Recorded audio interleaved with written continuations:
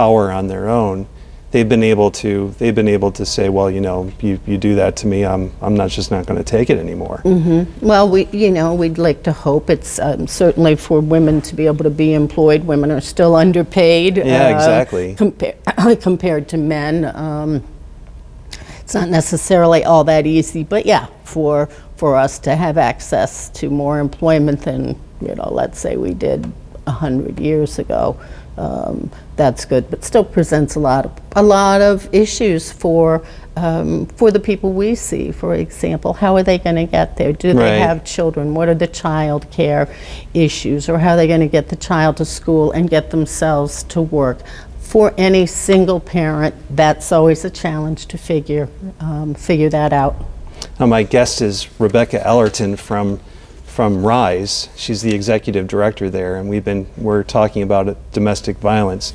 Now, this is Domestic Violence Awareness Month, and the reason that we know this, or I know this at least, is because I'm part of the Family Violence Prevention Council. Right. Yep. Both are. It's a domestic family violence is a really broad category, and I've learned a lot by serving on that board. It's been 6 years. This will be my 6th year that I've served there. Yeah. And one of the things that that strikes me is, when you have police and you have the lawyers and you have all the various components of folks that come together around that issue, is just how multi-layered it is.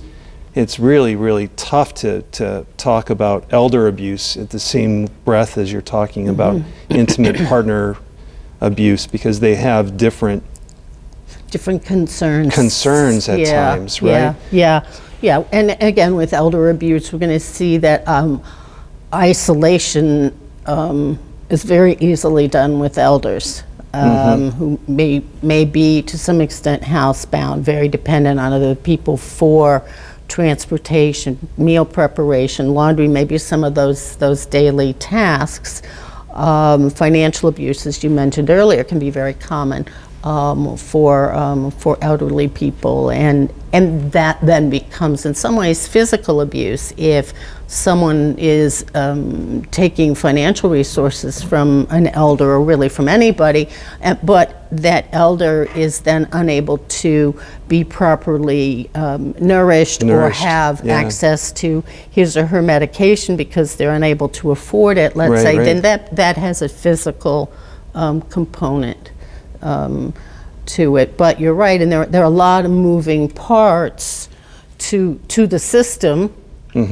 And then depending upon what is going on, what parts does a victim need to interact with, and that can be pretty overwhelming.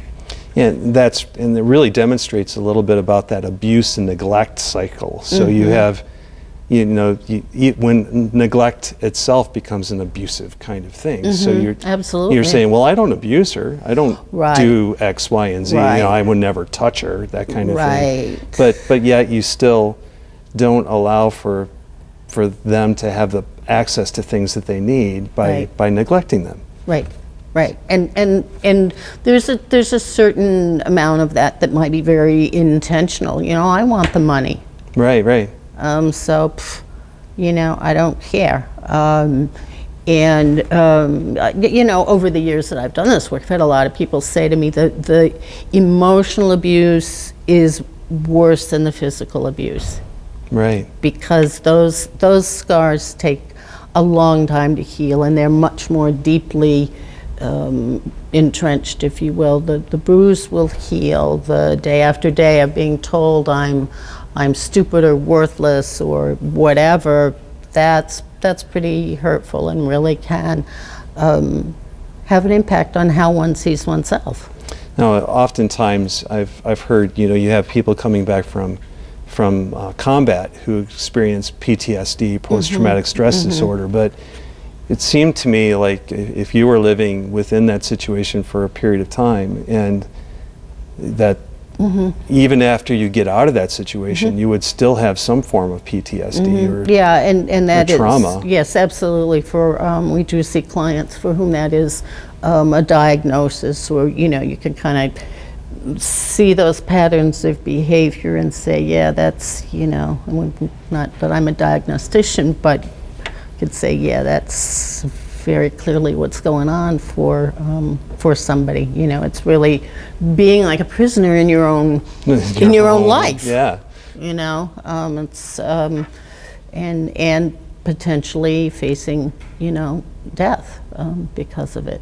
So one of the things people will say sometimes to me is, oh, what about your success stories? And my answer is, and I know what people would like to hear, and I can appreciate that, but I can also say, if somebody comes to us one night for shelter and that kept them safe and gave them some peace and they didn't die that night, that's a success story in my book.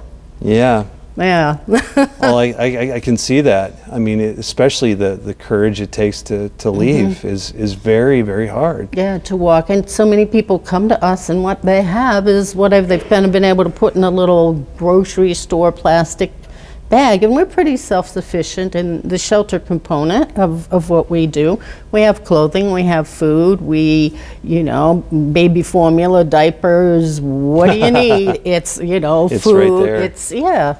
It's all there, to provide to people who really, this is not like, packing for a trip to the Caribbean. And so if people wanted to get in touch with you, what is that hotline number again? It's 754-4340 or 1-877-754-4340. And it's 24 hours. It's answered by our staff members 24 hours a day. And so if they're experiencing abuse, or if they want information on what RISE does, that would be the number to call. That would be a great place to start. Great place to start, absolutely. And then they could also get to your website. What would that website be? That website is RISE, RISE-NY.org. I'm spelling it out with my fingers, you can see. Well, but yeah, those websites are great snapshots for all of us of information about an organization. All right, and so and again, if people, and this always boggles my mind, because especially in church where we talk at least about love, honor, and cherish as a form of the marriage vow, for people to feel as if their religion keeps them within abusive situations in spite of the fact that they're not being honored in that. What advice would you give to that person? How?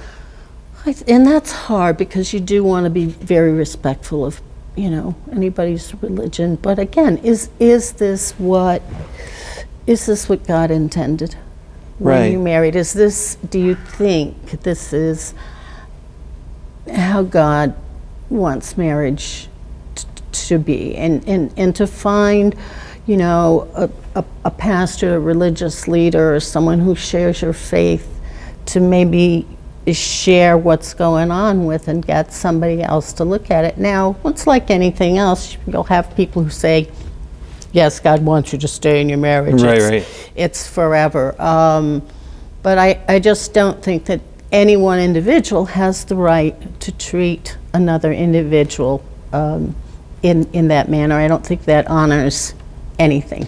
Right, and really, when the Bible talks about marriage, and I'll just, I'll throw on my theology hat. You begin by understanding that we're all created in the image of God, and that there's a certain dignity that comes with that, because you are God's image, you are God's creature. And then from there, you have this Ephesians passage which kind of talks about, women submitting to their husbands, for this is right. But then it says, men, lay down your life for your wife as Christ laid down his church and gave it to make it pure and holy and the rest of it. So there seems to be, at least within marriage, this idea that we husbands and wives are supposed to be mutually submissive to each other. They give each other to each other, and then when they're not giving, when it's not functioning in the right way, the wife or the husband feel as if they're being neglected, they're being abused, they're being hurt, within that relationship. If that relationship can't be fixed, you got to get out of there. Because the consequences of remaining with an abusive situation is such that, you know, death does happen. Yes, it does. And it's a really poor theology that leads a person to want to embrace death. Death has to be something that we kind of deal with. We have to get away from that. And there are so many statistics that talk about abuse and its relationship to a woman specifically dying that I just can't help but think, you know, you need a different God. Well, and I think that, you know, as you were saying, if you know, men and women were created in the image of God, when you slap that person, abuse that person verbally, emotionally, you are slapping God. Yeah, exactly. You know, that does not seem to be in any religion very respectful of, very respectful, really. There's no worship in it. There's no worship, there's no respect, there's no love, no cherish, very little hope. Yeah, it is a tough place for a person to be. Rebecca, I want to say it's been a pleasure having you on Encounter. For me as well, thank you, Joe. And Rebecca Allerton is the executive director at RISE, formerly known as the SOS Shelter. And they can reach you on your 800 number. Yep. You want to give that again? Absolutely. It's 754-4340 or 1-877-754-4340. And what was your website again? It's rise-ny.org. Thank you, Rebecca. Thank you, Joe. And thank you for being our listeners and our watchers today. We're so grateful that you tuned in to Encounter today. Have a great day.